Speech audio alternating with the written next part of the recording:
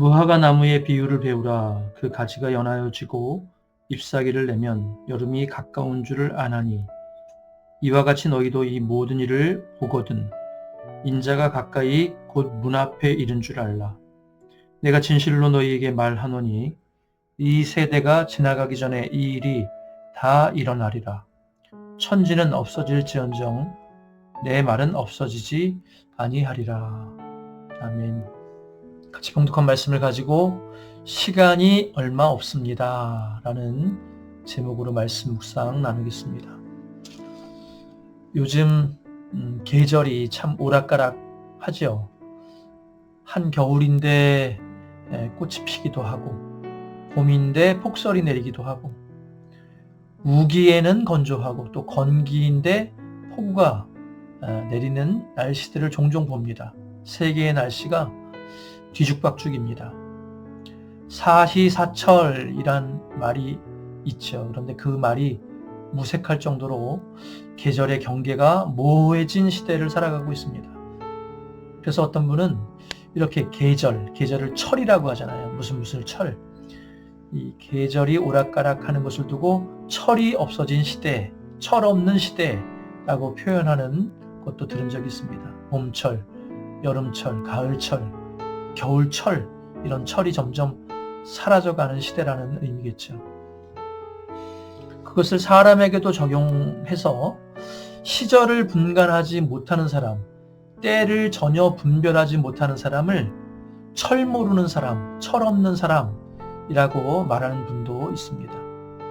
지금이 어떤 때인지, 무엇을 해야 할 때인지, 지금 무엇이 우선순위인지 모르고 우왕좌왕 하는 사람이 바로 철이 없는 사람이라는 뜻이겠죠. 참 그럴듯한 말일 것 같습니다. 그런 맥락에서 지혜가 과연 무엇일까 생각해 보면 참 지혜란 때를 잘 분별하는 것이 지혜다라고 할 수 있습니다. 시대의 흐름을 읽고 지금이 어떤 때인지를 볼 수 있는 사람이 지혜로운 사람이죠.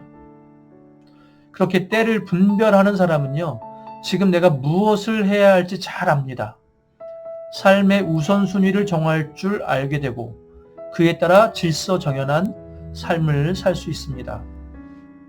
때를 알면 우왕좌왕하지 않으며 또 허송세월하지 않을 수 있다는 것이죠. 그러니 때를 잘 분별해야 세월을 아낄 수 있고 그런 사람이 지혜로운 사람입니다. 오늘 본문 말씀은 마지막 날에 대한, 종말에 대한 내용인데요. 요점은 그 마지막 때를 잘 분별하라 라는 말씀이죠. 32절부터 다시 한번 읽으면요. 무화과 나무의 비유를 배우라. 그 가지가 연하여지고 잎사귀를 내면 여름이 가까운 줄을 아나니 이와 같이 너희도 이 모든 일을 보거든 인자가 가까이 곧 문 앞에 이른 줄 알라. 무화과 나무는요, 이스라엘에서 흔히 볼 수 있는 나무입니다. 그 가지가 연해지고 또 잎이 돋기 시작하면 이제 여름이 시작된다는 것을 이스라엘 사람들이면 누구나 다 알 수 있다는 말이죠. 마찬가지로 마지막 때가 되면 누구나 다 알 수 있는 징조가 나타난다고 주님은 말씀하십니다. 어떤 징조들이 나타나는지 이미 앞에서 다 말씀하고 계시죠. 많은 사람이 자기가 그리스도라고 주장하는 일들이 있을 것이다. 난리와 난리 소문이 끊이지 않을 것이다. 민족끼리 또 나라끼리 전쟁하는 일이 일어날 것이다. 곳곳에 지진과 기근이 일어날 것이다. 등등등. 이런 징조들이 나타나면 그때가 바로 마지막 때라는 것을 분별하라 라는 말씀입니다. 이건 전혀 어려운 일이 아니라 너무 간단하고 쉬운 일이라는 것이죠. 이스라엘 사람들이 무화과 나무를 보면서 계절을 파악하듯 이 마지막 때도 징조를 보면서 파악하는 것은 누구나 할 수 있는 일이라는 것입니다. 그런데 여기서 유념할 것은요, 주님의 이 권면은 단지 마지막 때가 언젠가는 올 테니 그때가 되면 잘 분별해라, 그때를 준비해라 라는 식의 미래적인 권면이 아니라는 것입니다. 주님이 지금 이 말씀을 하시는 이유는 바로 지금이 마지막 날임을, 지금이 종말이 임박한 때임을 깨달아야 한다는 말씀입니다. 종말이 먼 미래의 일이 아니라 지금 현재의 일이라는 것이죠. 그러니 시간이 얼마 없음을 깨닫고 영적으로 깨어나야 한다라는 것이 주님의 메시지입니다. 여러분, 이것이 사실이죠. 앞서 소개했던 종말에 일어날 일들을 보면요, 다 지금 현재 일어나고 있는 일들입니다. 2000년 전만이 아니라 오히려 지금 더 두드러지게 일어나고 있는 일들이죠. 지진, 기근, 전쟁, 서로 다투고 미워하고 곳곳에 적 그리스도들이 판을 치고 죄악이 땅에 관영하고 흘러넘치고 등등 말세의 징조들이 지금 곳곳에서 일어나고 있습니다. 이것만 보면요, 지금 당장 예수님이 오셔도 전혀 이상할 것이 없는 시대를 우리는 살고 있습니다. 꼭 지구적인 종말이 아니죠. 우리가 수명이 다해서 죽는 것도 사실은 종말입니다. 그렇다고 한다면 우리는 지금 다 종말의 때를 살고 있다고 봐야 맞습니다. 요점이 무엇이냐면요, 이런 시대에 우리는 과연 때를 분별하고 있느냐, 아니면 흘러가는 대로 때를 분별하지 못하고 살고 있느냐, 우리에게 남은 시간이 얼마 없음을 인식하고 있느냐, 아니면 천년만년 살 것처럼 시간을 허비하고 있느냐, 이게 문제입니다. 성경은요, 에베소서에서 이렇게 말씀하십니다. 에베소서 5장 15절 16절 보면요, 그런즉 너희가 어떻게 행할지를 자세히 주의하여 지혜 없는 자같이 하지 말고 오직 지혜 있는 자같이 하여 세월을 아끼라. 때가 악하니라.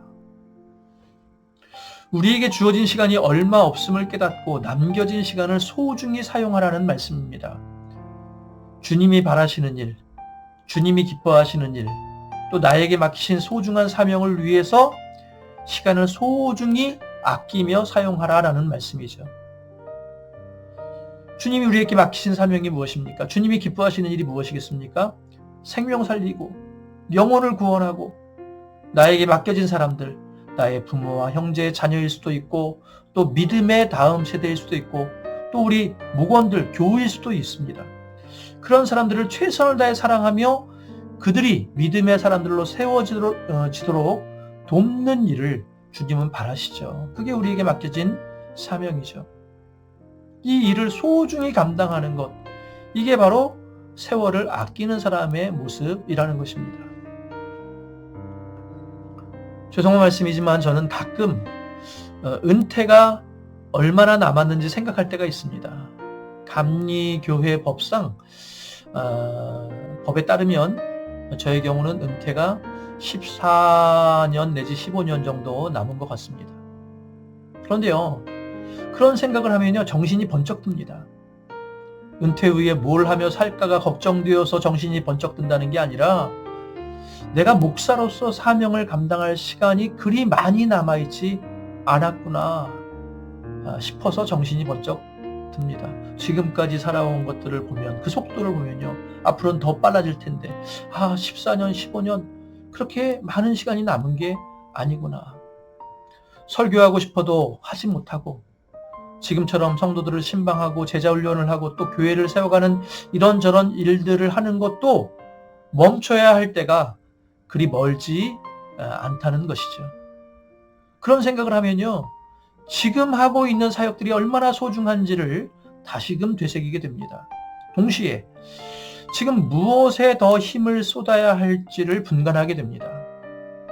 그리고 기도하게 되죠. 하나님, 목사로 사역하는 동안 맡겨진 사명에 최선을 다하게 하옵소서. 시간을 허비하지 않게 하옵소서. 그리고 은퇴 이후에라도 주님을 위해서 복음을 전하는 사명을 끝까지 계속 감당할 수 있도록 길을 열어주옵소서. 이런 기도를 안 할 수가 없게 되더라고요. 왜요? 시간이 없음을 알기 때문에. 여러분, 이것이 저만의 경우는 아니겠죠. 우리 모두는요, 그리스도의 제자로 부름받았고 이 땅에 하나님 나라를 세우는 일로 부름받은 사명자입니다. 그런데 그런 우리에게 그리 시간이 많이 남아있지 않다는 거예요. 우리가 주를 위해서 헌신할 수 있는 날이 그리 많지 않다는 것입니다. 하고 싶어도 더는 할 수 없는 날이 반드시, 어쩌면 그리 멀지 않은 날에 그런 날이 오게 될 것입니다. 사랑하는 성도 여러분, 이것을 꼭 기억하시고 지금 우리에게 주어진 소중한 시간을 주를 위해서 기꺼이 사용할 수 있는 저와 여러분들 되시길 바랍니다. 뭔가 대단한 일을 하자는 게 아니라 지금 내가 있는 자리에서 내 옆에 있는 사람들에게 그리스도의 사랑을 전하고 실천하고 나에게 맡기신 가정을 잘 건사하고 자녀들을 잘 돌보고 믿음으로 돌보고 또 주님의 몸된 교회를 건강하게 세워가고 나에게 맡겨진 영혼들이 믿음의 사람으로 세워져 가는 일에 그렇게 돕는 일에 충성하길 바랍니다. 그래서 주님 앞에 서게 되는 날 주님으로부터 잘했다, 착하고 충성된 종아, 수고했다, 고맙다 라고 하시는 말씀을, 그 음성을 듣는 모든 성도들 되었으면 좋겠습니다. 오늘도 또 앞으로 주어진 우리의 모든 시간도 소중히 여기며 주를 위해서 헌신할 때 주님의 기쁨이 우리의 기쁨으로 변화되어지는 은혜를 경험케 되길 주님의 이름으로 축원합니다. 기도하겠습니다. 하나님, 오늘도 주신 말씀 우리의 마음 가운데 잘 새기게 도와 주시옵소서. 우리에게 주어진 시간이 얼마 없음을 기억하고 그 시간을 주를 위해서 소중히 사용할 줄 아는 믿음의 성도들 되게 하여 주시옵소서. 세상 일에 허탄한 것에 빠져서 허송세월하는 우리가 아니라 주님이 맡기신 사명, 맡겨주신 사람들을 위해서 최선을 다할 때 주님이 힘주시고 또 우리에게 기쁨도 허락해 주실 줄 믿습니다. 하나님 앞에 설 때 부끄러움 없는 그런 삶을, 사명을 감당케 하실 줄 믿으며 예수님의 이름으로 기도드립니다. 아멘. 네, 오늘도 주신 말씀 붙들고 주어진 시간 소중히 여길 수 있고 또 잘 감당하는, 사명 잘 감당하며 세월을 아끼는 삶을 살게 해달라고 기도하시고, 여러분 가정의 문제와 교회의 문제와 또 전쟁 가운데 있는 이 세상을 위해서 같이 통성으로 기도하시겠습니다.